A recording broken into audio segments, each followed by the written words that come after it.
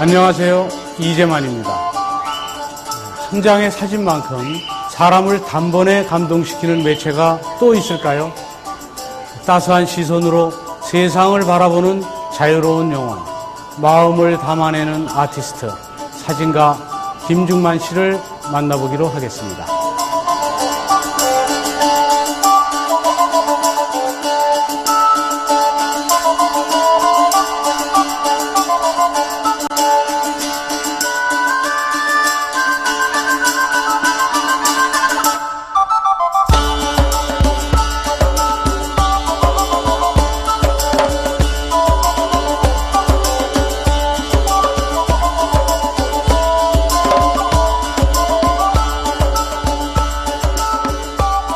안녕하세요. 안녕하세요. 네, 반갑습니다. 반갑습니다. 그 사진 작업하신 지는 37년 되셨고, 네. 그리고 지금까지 찍은 사진이 75만 장이라고 들었는데, 궁금해서 묻는 건데, 방금 전까지는 뭘 찍으셨나요?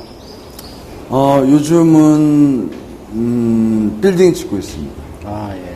빌딩, 어떤 빌딩? 빌딩,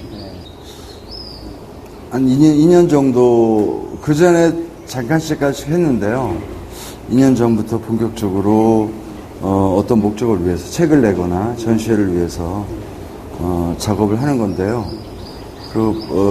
아마 쉽게 표현하면 이렇습니다. 제가, 이 지구상에서, 운전하는 사람들 중에서 빨간 신호등을 제일 좋아하는 사람입니다. 빨간 신호등 좋아하는 사람 없잖아요. 그렇죠. 근데 나는 그게 너무 좋습니다. 왜냐면은 그 빨간 신호등 사이에 내 눈앞에 펼쳐지는 도시의 풍경을 제가 담을 수 있습니다. 그래서 그거를 요즘 이제 어느 정도,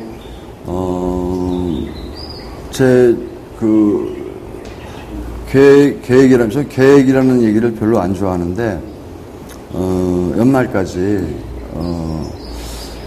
여러 가지의 장르의 사진들을 그동안 내가 찍어왔던 사진들을 다 섹션화해서 아마 13권의 사진집으로, 출간할 계획으로, 정신이 없죠. 그 빨간 신호등 정지된 그 신호등에서 그 투영되는 그런 빌딩을 찍으시다고 하는데, 네. 그럼 좀 정지된 거를 찍는 건가요? 아니죠. 저는, 모든 사물은, 사진기 앞에서는 정지가 되죠. 예. 어차피. 그게 8,000분의 1초도 정지가 되는 거죠. 그러니까 실제로 그 정지가 과연, 현실적으로 얼마만큼 우리가 정지된 개념을 가지고 있느냐. 사실은 정지의 개념은 없습니다. 다들 연속적으로 이어진다고 생각하는 게 보편적인 생각이죠. 사진은 그 순간을 멈추는 기능을 가지고 있는 별로 특별한 툴은 아닙니다. 그래서 이제 단지 이번 이제 그 레드 라이트 빨간불이라는 컨셉의 그 작업은 좀 이런 거죠. 예를 들어서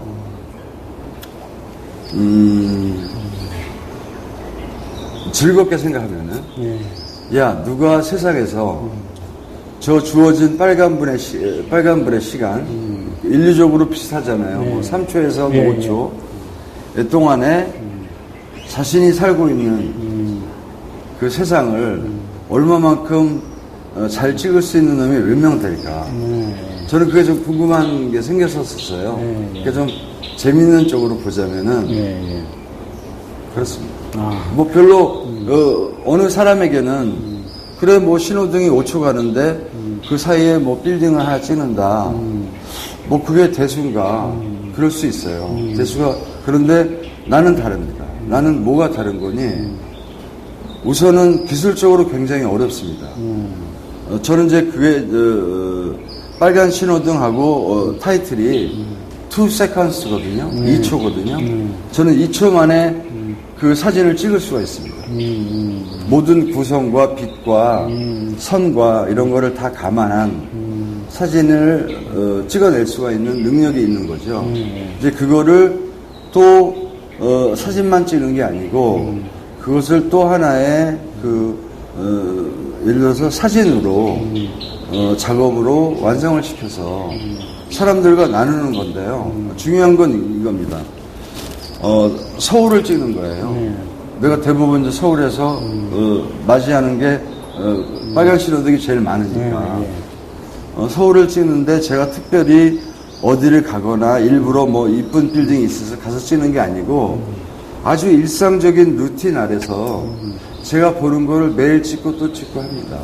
해서 그거를 아마 제가 사진을 37년 하면서 처음으로 이거는 이 시리즈는 미술적인 기법으로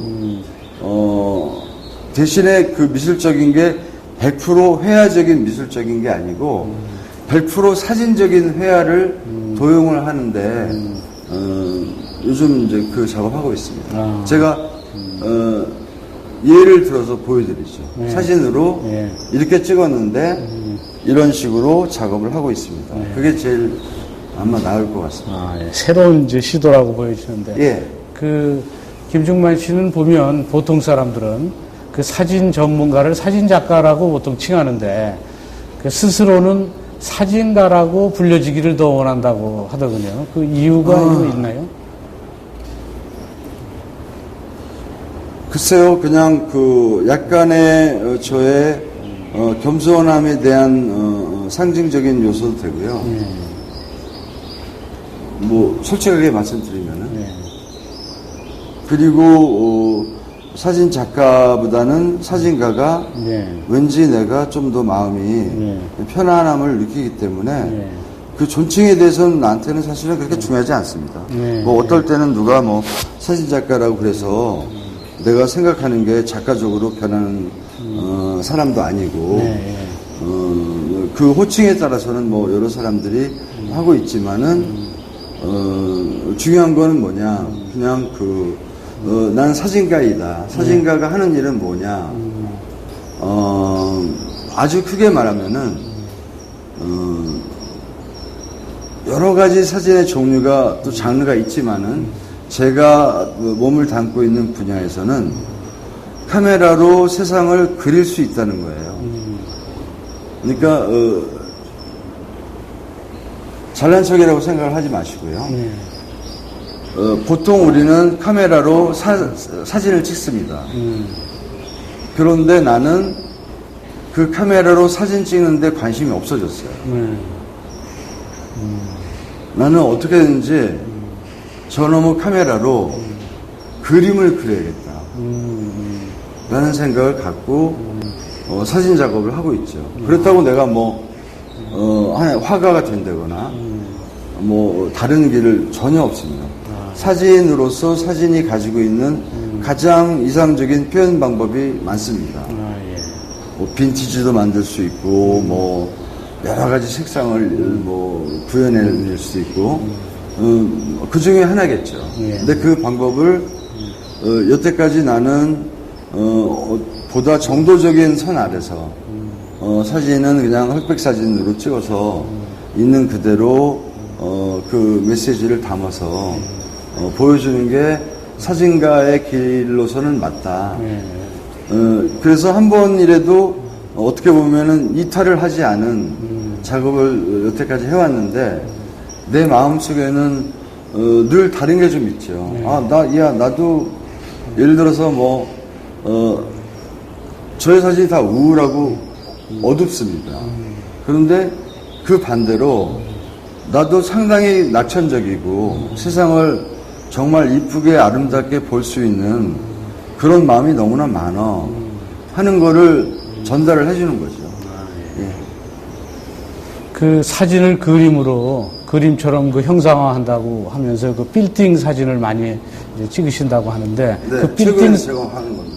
그 빌딩 사진이 어떤 건지 좀 설명해 주실 수 있나요? 그냥 빨간 신호등에서 내 눈앞에 펼쳐지는 빌딩들이 우리 서울에는 무수히 많잖아요. 그러면 그 빌딩들을 제 나름대로 그 빨간 신호등에 걸려있는 5초 시간 사이에 카메라 꺼내서 찍는 거예요. 찍고 이 작업은 아마 제가 기본적으로 모든 사진 작업은 저는 흑백과 컬러와 보여주는 메시지 자체가 상당히 사진적인 메시지를 요구하는 그런 류의 사진가입니다. 그런데 이번 같은 경우는 약간의 재미죠, 이탈이죠. 왜 예를 들어서 뭐 63빌딩을 갑자기 나는 핑크색으로 보고 싶은 거예요. 또 뭐 어떤 빌딩은 갑자기 노란색으로 보고 싶은 거예요.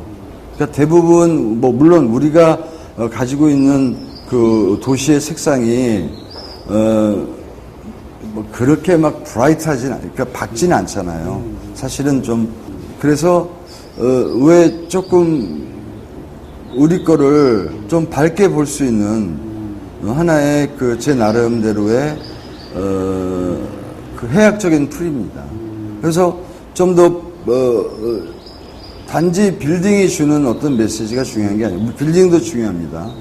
그거는 어떤 선에 대한 또 담겨져 있는 그 선으로 인해서 우리가 세상을 살아가는데 얼마만큼 철학적으로 지배를 받고 있는지는 이제 차차 알겠지만은 아주 일상적인 거에서 많은 예술가들은 영향을 얻고 삽니다.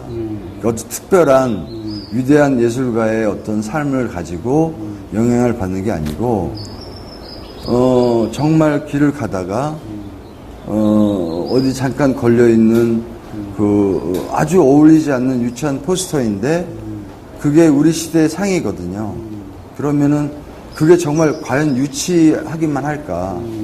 그렇지 않을 수도 있다는 거죠. 네. 프랑스에서 미대 유학 중에 미대생이 사진을 시작한 지 불과 1년 만에 프랑스 사진 국제 페스티벌에서 최연소로 젊은 작가상을 수상해서 그 당시 천재성을 드러내면서 국제 사진계에 데뷔를 하셨는데 그 당시는 어땠었나요? 1년 만에 갑자기 이렇게 널리 알려지게 됐었는데요. 여자를 찍어서 그랬던 것 같아요. 여자를 찍는 게 사실은 사람을 찍는 건데요. 굉장히 어렵습니다. 사진의 모든 분야에서 사람을 찍는다는 분야가 가장 어려운 작업이고요. 여기 있는 것들은 나한테는 2초짜리죠. 2초에 만들 수 있는 아주 어떻게 보면은 나한테 낯익고 능숙하고 하는 거고 아마 사진을 시작해서 정말 갑자기 그 나이에 뭐 상도 받고 또 뭐 최연소로 프랑스의 현대 사진의 마지막 사진가가 되어서 제일 어리니까 붙어 있는 거를 느꼈을 때는 사진이 나쁘진 않구나. 뭐 위대하거나 아주 대단하게 생각해 본 적은 없습니다. 그렇지만은 내가 사진을 조금은 찍을 수 있는 그런 어떤 구조적인 사고방식과 생각들이 많구나. 그러니까 아주 약간은 좀 반대적인 얘기인데 저는 성질이 굉장히 급합니다. 그래서 빨리 만들어 버려야 돼요. 내가 보고자 하는 세상을 그릴 때는 빨리빨리 가서 찍어서 만들어냅니다.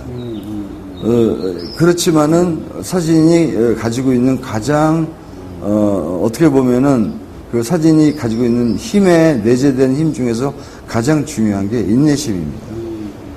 기다림이 없이는 절대로 나오지가 않습니다. 그러니까 성질이 급해서 빨리 하는 거하고 정말 마냥 끝없이 기다리는 걸 같이 가지고 삽니다. 그럼 그 당시 미대에 다니시다가 사진으로 전공을 바꾸신 셈인데 네. 바꾼 특별한 계기라도 있으셨나요? 빨리 나오니까요. 빨리 나와서요? 네. 그때 그림은 쉽게 말해서 예를 들어서 여기 있는 그림이 이게 판화가 되든 어떤 하나의 회화적으로 서양화가 되든 동양화가 되든 이거 한 장을 생산하는데 아마 지구상에서 내가 제일 빨리 할 거려. 그건 중요한 겁니다. 그건 그 사람이 가지고 있는 능력도 되고 스케일이 되고요. 그 다음에 경쟁성이 되는 거죠. 그러니까 마냥 그 예술이라는 거는 마냥 뜬구름을 보거나 비를 맞아가지고 내가 우울해졌다 라고 하는 게 예술은 아닙니다. 그게 아니고 비를 맞았는데 내가 젖었는데 고달픈데 누가 좀 나를 좀 너무 평온한 세상으로 좀 이끌어주기를 원하는 게 예술가들의 몫입니다. 거기에서 뭐 가이드비를 받을 필요는 없잖아요. 여행사도 아니고. 그 한국에서 한때는 굉장히 유명한 상업사진 작가로 활동하셨는데 아주 유명한 상업사진 작가 시절에는 어땠었나요? 돈을 좀 더 많이 번 거죠. 그 당시엔 주로 어떤 사진을 많이 찍었죠? 뭐 주로 인물 사진이죠. 그러니까 하루에 막 엄청난 액수의 개런티를 받는 탑스타들을 찍는 거고, 뭐 찍어봤자 와서 뭐 1시간, 2시간 찍고 또 다음 스케줄로 가버리는 거고, 그냥 사진 찍는 공장이죠. 따지고 보면은. 그거는 또 어느 한 시대적으로 놓고 볼 때는 절대로 나쁜 그 작업은 아닙니다. 왜냐면은 지금은 예를 들어서 뭐 내가 제가 최근에 찍은 친구 중에서 좋아하는 친구인데 송중기를 찍었다. 굉장히 멋있게 나왔어요. 사람들이 보고 송중기 사진이다 이렇게 해요. 근데 나는 그렇게 안 봅니다. 나는 50년 뒤에를 봅니다. 50년 뒤에 과연 아직도 송중기라고 할까? 그게 아니죠. 저게 2000년대 우리 사회의 한 부분의 자화상이라는 거죠. 굉장히 아름다운 자화상들이죠. 그게 나한테는 중요한 거지. 누구를 찍고 얼마를 받고 이거는 사진가가 가야 될 길은 아니라고 생각합니다. 한 5년 전인가 잘 나가는 상업사진 작가로 있다가 상업사진은 다시 찍지 않겠다 이런 작가주의를 선언하셨는데 그런 특별한 계기가 있었나요? 나이가 먹었어요. 단순히 나이가 먹었기 때문에 그 이외에 또 무슨 사진은 그 육체적인 노동자의 분야거든요. 그러니까 그 장비의 무게도 만만치 않고요. 또 촬영을 한번 가게 되면은 정말 오지를 다니니까 힘든 게 점점 많아지죠. 그것도 하나의 그 원인도 되고요. 또 하나는 그 나머지 시간을 이제는 내가 원래부터 그 상업에 대해서 이렇게 관심이 없었기 때문에 그냥 하는 거죠. 돈을 벌기 위해서. 그래서 그 전농동에 아파트 하나 사고 그걸로 저는 만족이죠. 더 다른 거를 얻고 이런 게 내가 가지고 있는 관심사가 아니기 때문에. 그러면은 이제 어떤 게 좋은 거니? 그 전에는 물론 많은 경제적인 수익이 있었지만은 그 다음부터는 시간이 많아진 거죠. 시간이 많아졌기 때문에 정작 내가 좀 더 깊이 파고 들어가야 될 그 주제들이 있을 겁니다. 그 중에 이제 한국의 이미지도 있고 여러 가지 그 주제들을 조금 진지하다고 얘기하면은 저는 별로 진지한 거를 좋아하지 않기 때문에 그냥 좀 더 많은 시간을 할애를 해서 차근차근히 공부를 해나가고 있는 거죠. 이제 그 시간을 제가 경제적인 거와 바꾼 거죠. 그러니까 그게 지금 생각해 보면은 잘했다 잘못했다 이런 건 중요하지 않고요. 단지 내가 조금 한 2, 3년 좀 더 일찍 이 작업을 시작을 했었으면은 더 지금쯤은 좋은 이미지들을 프로덕션 하고 있지 않을까 하는 생각도 들지만은 그냥 별로 큰 생각하지 않고요. 그냥 저는 사진을 찍습니다. 사진을 만들어 가는 게 나의 일이고 다른 거는 별로 잘하는 것도 없고, 그렇다고 뭐 사람들이 생각할 때 상당히 이상적인 삶을 가지고 살아갈 수 있는 사람으로 비춰줄 수가 있죠. 정말 세상을 다 여행을 하고 많은 사람들과 많은 그 풍광과 문화를 접할 수 있는 아마 그 요즘 젊은 이들에게는 상당히 이상적인 한 분야의 직업으로 생각할 수 있는 사회는 된 것 같아요. 그리고 또 사진 자체가 그만큼 발전 가능성이 있는 분야이고 그 사진이 좋은 사진을 필요로 하는 그러한 때가 점점 더 가까이 온다는 거죠. 그렇기 때문에 그냥 나는 내 일만 하면 된다. 다른 거가 뭐 정말 관심이 있으면 다른 일도 하겠죠. 근데 좋은 사진을 만들자. 그 좋은 사진이 뭐냐? 과연 내가 좋은 사진을 생산할 수 있는 그런 어떤 자질과 그런 생각을 가지고 사느냐? 그렇게 쉽지 않습니다. 좋은 사진을 만든다는 자체가 생각처럼 그렇게 펑펑 나오는 게 아니고요. 그 몇 장 몇 장 사진을 만들어내기 위해서 내가 보내야 되는 시간과 그 고통이 생각보다는 많습니다. 그 우리나라는 금수강산이라 어디를 가도 사진 찍을 때가 많다고 하는데 네. 그런데 굳이 중랑천 뚝방길에 있는 버려진 나무를 그 소재로 택한 뭐 이유가 있나요? 물론 그 우리나라 한국의 재발견이라는 그 주제 아래서 제가 한국을 다니면서 끊임없이 찍고 있는 와중에 찍는 겁니다. 그러니까 뭐 그 특별하게 중랑천에 있는 나무들이 나한테는 그게 뭐 메인이 되고 이건 아니고요. 단지 어떻게 일을 하다 보니까 내가 여태까지 그렇게 어떤 한 길을 수백 번 가서 정말 4만 몇천 장 정도를 찍으리라는 생각을 사실 처음에는 못했었어요. 못했는데 그 일을 하다가 점점 보니까 결국 결과적으로는 정체성이죠. 예를 들어서 내가 가지고 있는 감성이 어떻게 보면은 지금 여기 있는 이 감성들은 상당히 서구화된 감성으로 해석을 하는 겁니다. 그런데 그렇지 않고 정말 내가 한국인으로서의 감성을 가지고 있느냐, 그리고 그게 내가 편한가 라는 그 수많은 물음을 할 수 있는 계기가 있었잖아요. 그리고 결과적으로 도달한 거는 그래, 내가 한국 사진가구나, 캄보디아 사진가는 아니구나. 굉장히 차이가 있죠.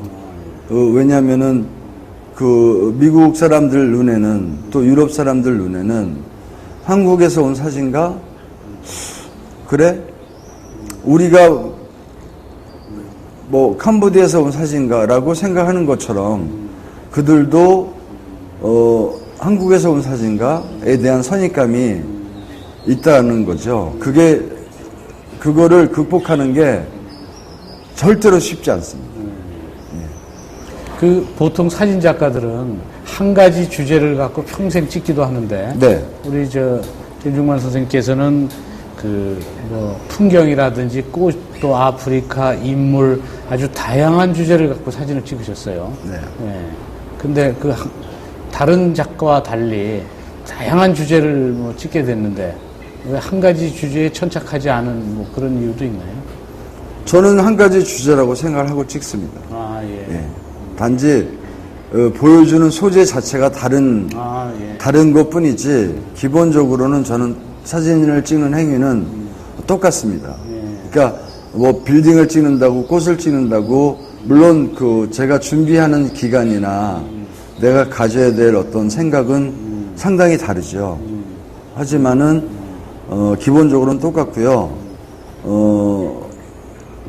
제가 하는 싸움은 간단합니다. 누가 세상에서 사진을 제일 잘 찍냐는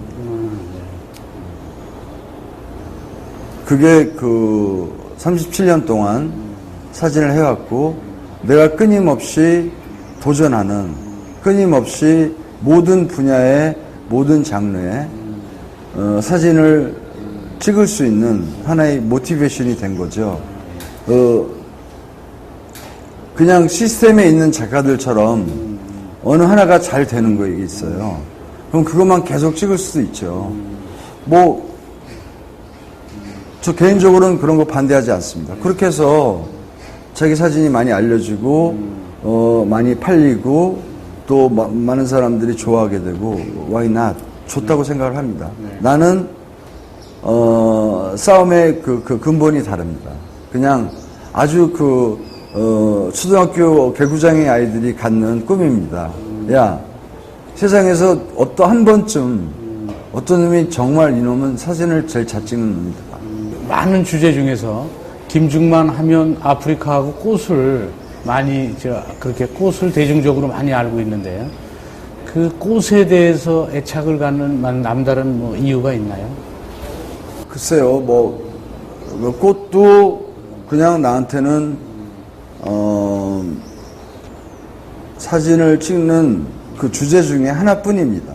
그러니까 특별하게 꽃을 좋아하거나 꽃에 완전히 미쳐가지고 나는 꽃을 계속 이런 개념이 아니고요. 이제 꽃을 이제 한때 작업을 집중적으로 한 기억이 나는데 그때의 기억으로 보면은 이제 이런 거를 표현을 하고 싶었던 것 같아요. 그러니까 꽃은 금방 시듭니다. 그래서 잠깐 그 피어 있는 가장 아름답고 절정적인 그 모습을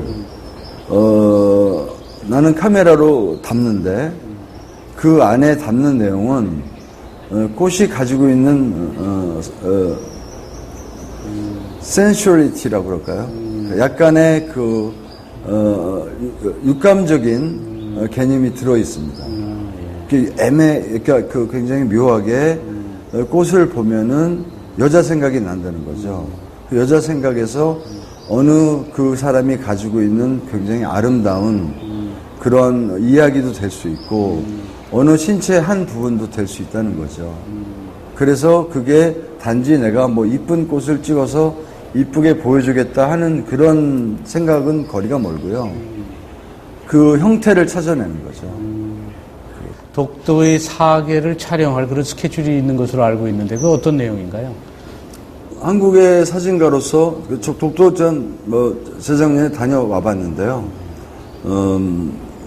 아주 그 색다른 경험은 해봤어요. 예를 들어서 독도의 그 모래가 아니고 자갈밭이거든요. 자갈밭을 걸을 때 내가 느꼈던 어떤 느낌은 그 땅이 주고 있는 전기가 굉장히 파워풀하다는 거예요. 그러니까 이게 웬만한 그 어떤 강인함이 있는 게 아니고 상당히 깊이가 있는 힘이 있는 땅이구나 하는 거를 느꼈거든요. 그 정도가 이제 내가 감성적으로 독도에 대한 경험을 한 거고 이제는 이제 본격적으로 며칠 들어가서 거기 올라가는 길이 장난이 아닙니다. 그거 완전 거의 수직이거든요. 그거 하루 10번씩 이제 뻘뻘거리면서 왔다 갔다 하면서 찍는 거죠. 그러니까 나한테는 단지 오케이 한국의 작가로 찍을 수 있는 거는 좋은 일이죠. 또 그게 나만 찍어서 많이 된다고 생각하지를 절대 안 합니다.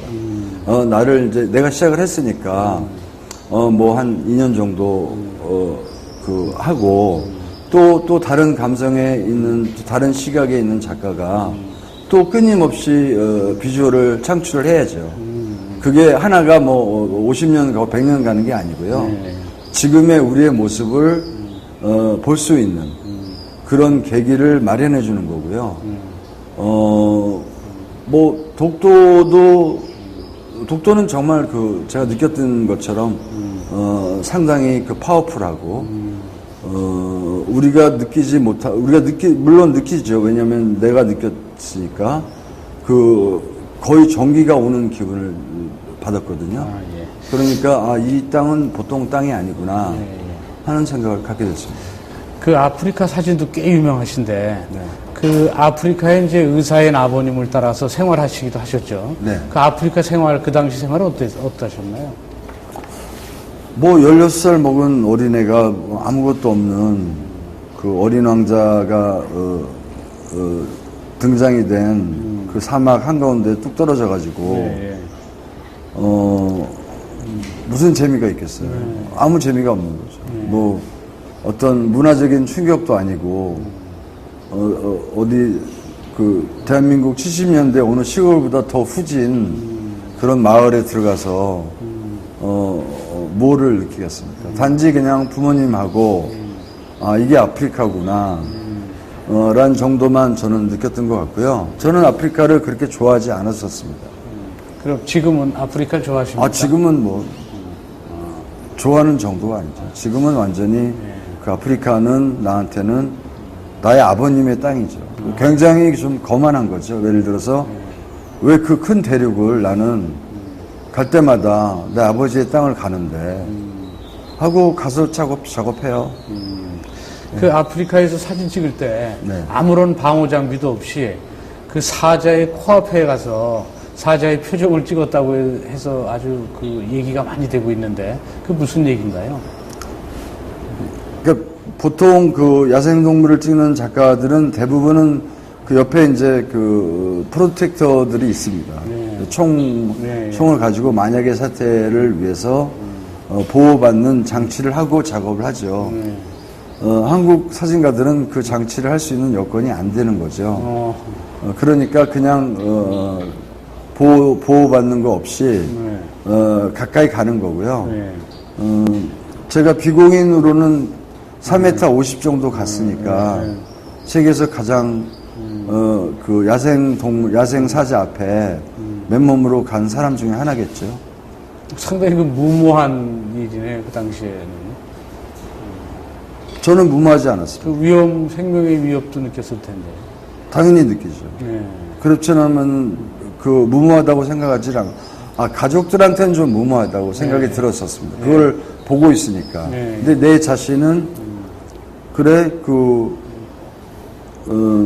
그렇게 뭐 내가 가지고 있는 사고가 극단적인 사고가 아니기 때문에 그렇지만은 어느 한편에는 그래 이거 찍다가 죽으면 어때 하는 생각은 하죠.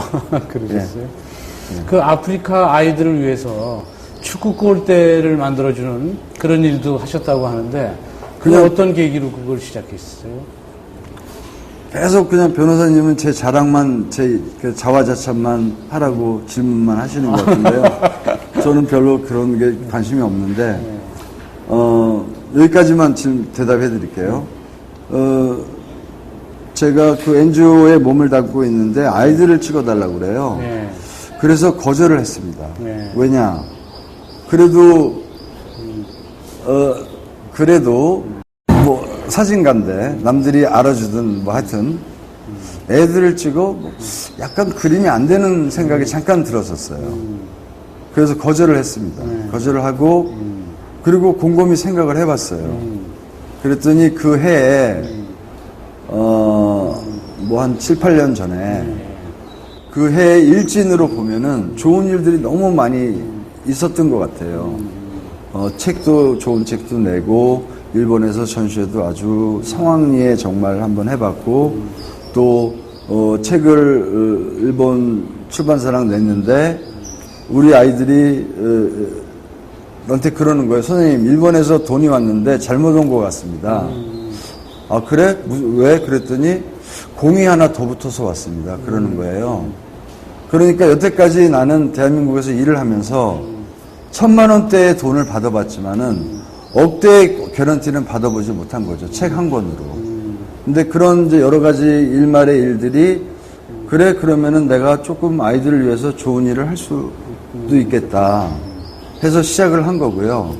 그리고 뭐 최악을 봤죠. 예를 들어서 그 최악이라는 거는 그 에이즈를 가지고 태어나는 아이들. 그게 최악이죠.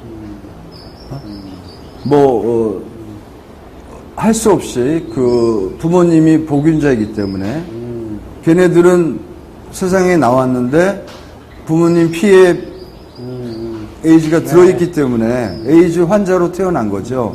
그래서 6년을 살다가 보통 이 세상을 다 사는 건데 그 아이들을 찍으면서 너무 많은 거를 내가 느끼게 된 거예요. 그러니까 정말 내가 얘들을 이용하고 있는 거 아닌가. 얘 상황이 정말 드라마틱한데 나는 그런 거를 정말 아무런 어떤 도덕적인 윤리적인 책임을 회피하고 사진만 찍어서 보여준다. 너무 내 스스로가 좀 뭐라 그럴까 좀 약간 좀 창피한 생각이 좀 들었었어요. 그래서 그 다음부터는 그 어두운 거를 안 찍기로 마음을 먹고요. 그러셨군요. 네. 대신에 애들한테 그럼 내가 뭘 해주자. 그래가지고 골대를 지어가지고 애들한테 축구를 하게 해줍니다. 그걸 한 3년 동안 축구 골대 26개 지었습니다.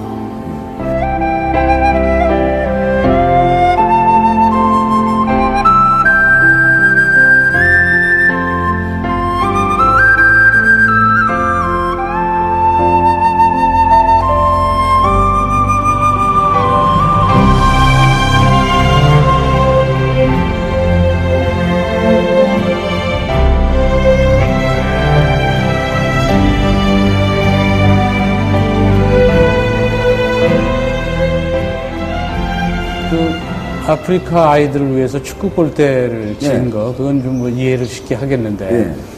근데 캄보디아에는 또 김정선 씨를 위한 미술학교를 또 세우셨다는데, 네. 김정선 씨 미술학교는 또 어떻게 변호사님 해서. 제자랑 그만하기로 했잖아요. 이제 그 아프리카 축구 골대로 끝내고요. 근데 김정선 씨하고는 무슨 서로 교류가 있었던 모양이죠? 돌아가신. 끝까지 물어보시네. 오케이. 제가 좋아하는 그 누나이고요. 사람으로는 여자니까 형이라고 부를 수는 없잖아요. 약간 남자 같은 여자지만 그래도 굉장히 페미닌하고 섬세한 아주 섬세한 마인드를 가진 밖으로는 좀 사람들이 볼 때 걸걸한 아웃사이더 김점선이지만은 나한테는 그 하나의 동료로서 굉장한 미술적인 감성과 철학 완성도를 가지고 있는 작가라고 생각이 들었고요. 그리고 캄보디아에다가 학교를 짓게 된 이유는 이 김점선이라는 화가가 생전에 단 한 번도 외국을 간 적이 없어요. 그래서 물론 뭐 제주도에다 김점선 미술학교를 조그맣게 클래스를 2개 지어줄 수 있죠. 그런데 나는 재미로 좀 외국에 나가서 좀 살아봐라. 죽어서는 살아서 매일 이 땅에 있었는데 그래서 앙코르와트는 전 개인적으로 굉장히 좋아하는 아시아에서 저한테 많은 그 인스피레이션을 주는 지역이 몇 개 있습니다. 뭐 중국에 좀 있고 베트남에 하나 정도 있고 캄보디아에 있고 타일란드에 좀 있고 각 나라마다 그 나라가 지니고 있는 굉장히 깊이가 있는 그 주제들이 있습니다. 그거를 제가 끊임없이 다루는 거거든요. 끊임없이 촬영을 다시 재촬영을 하고 또 작업을 하고 왜 그런지 뭘 위해서는 저는 이미 잊어버린 지 오래됐고요. 그래서 거기다 학교 내면은 그 누나가 그 외국 아이들이 자기 그 교실에서 미술 공부를 하고 있다는 거를 보면은 기분이 좋아지지 않을까. 그렇게 해서 캄보디아에다 지었습니다. 셔터 소리가 심장 소리처럼 들린다. 이런 말씀을 하셨는데, 그것은 셔터를 누를 때 그렇게 상당히 신중을 기해야 된다는 뜻인가요? 아니면 그만큼 고통스럽다는 뜻인가요? 그 반대죠. 네. 그냥 따지고 보면은 나한테는 상당히 아름다운 멜로디입니다. 예. 정말 세상에서 내가 제일 좋아하는 듣기 좋아하는 그 비트입니다. 예. 근데 그게 기본적인 거는 그렇게 됐고요. 하지만은 사진을 끊임없이 찍을 때 그 들려오는 그 셔터 소리는 나한테는 심장을 치는 소리고 심장에 상처를 내는 소리고 왜 다 원하는 대로 안 나오잖아요. 그런 게 있잖아요. 제대로 원하는데도 안 나오는데 그거를 뭐 나는 멀쩡해 이러면은 그 사람은 정상은 아닐 것 같고요. 사진이라는 거는 기본적으로 중요한 얘기인데요. 사진은 잘 나오면은 사진이 아닙니다. 사진이라는 거는 잘 나오지 않기 때문에 많은 사람들이 사진을 하게 되고요. 많은 사람들이 노력을 하는 겁니다. 그럼 아픔과 고통 없이는 감동도 없다 이런 말씀도 하셨는데 여기서 아픔과 고통이라는 건 그럼 왜 그런 말씀을 하셨어요?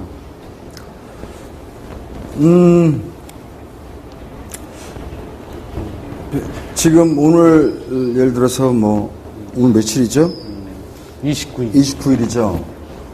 제가 아침에 일어나서 제일 먼저 고민하는 게 뭔지 아세요? 그렇습니다. 아, 비가 오늘 안 올까? 왜? 농사꾼 아저씨들이 농사를 좀 지어야 되는데. 그건데요. 그게 한 50% 나한테는 염려가 되는 일이에요. 그럼 사진을 찍을 때는 어떠세요? 저는 사진은 어떠한 상황과 여건과 어떠한 어떤 최악의 어떤 초이스와 조건에서도 저는 사진을 만들어낼 수 있습니다. 그럼 사진을 찍을 때 가장 중요시하는 요소는 뭐가 있어요? 기본적으로는 관찰력이죠. 관찰력. 네. 얼마나 빠른 시간 내에 아주 세밀한 디테일부터 전체적인 큰 그림을 한꺼번에 볼 수 있는 그 순발력과 또 기동력인데요. 빨리 보고 빨리 캐치를 해서 빨리 찍어내야 됩니다. 그리고 보면 흑백 사진을 특히 많이 찍으시는 것 같은데. 그 사실은 뭐 약간 좀 저한테는 마음 아픈 질문이에요. 왜냐면은 흑백 사진을 더 선호한다. 오케이. 또 어떻게 보면은 전 세계적으로 사진을 하는 사람들의 어떤 흐름이 자기가 정확하게 어떤 수제는 어떤 거는 흑백으로 하고 어떤 거는 컬러로 한다고 정하고 작업을 하는데요. 저는 그런 게 없습니다. 저는 다 찍습니다. 저는 폴라로이드로도 사진을 찍고요. 흑백으로도 찍고 디지털도 찍고 필름도 찍고 A/10 카메라도 찍고 핸드폰 카메라도 찍고요. 그냥 비주얼 메이커입니다. 사진을 만드는 사람입니다. 그러니까 그 사진을 만들기 위해서 수단과 방법을 가리지 않습니다.